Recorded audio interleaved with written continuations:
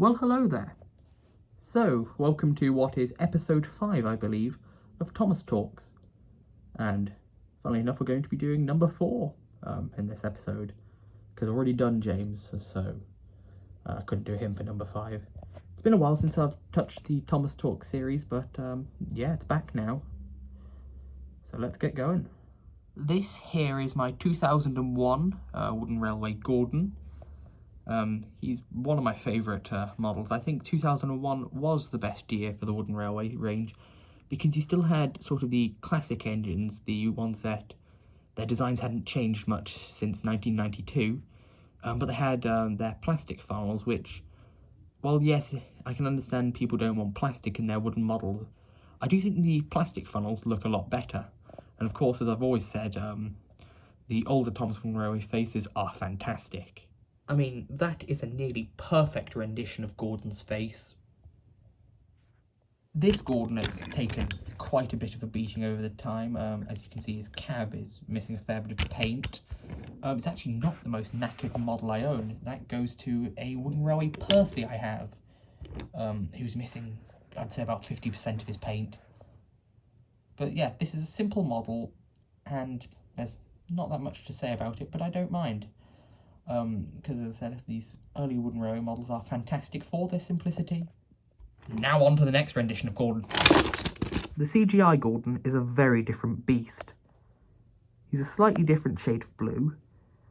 He's got a lot more lining. His number 4 is a fair bit chunkier.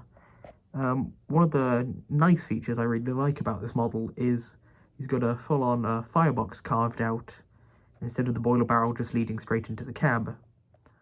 His face is also quite true to his rendition of the character.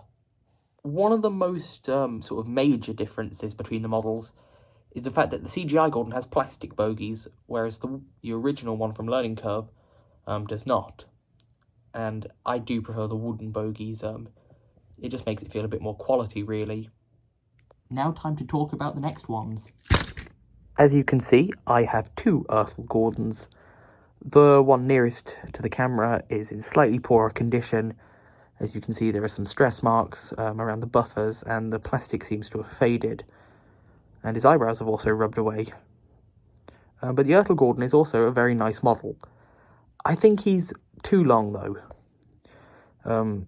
I'll show that in a minute when I bring just the better one forward. I feel like he's too long and his tender is too short. Which gives him quite a peculiar look.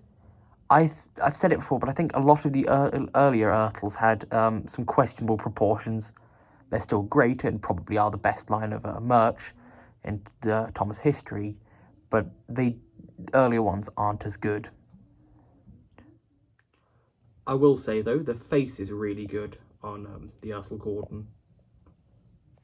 The last one is not technically Gordon, but I still thought it was right to include him in this video.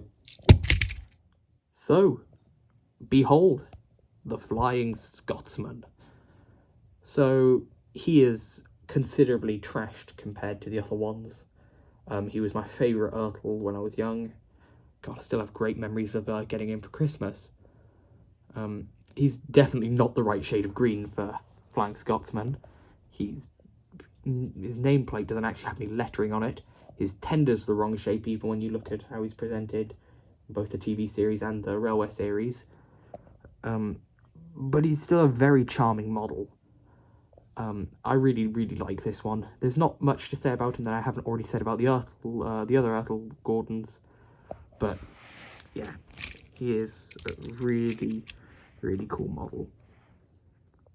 Well, thank you for watching. Goodbye for now. Ta-ta.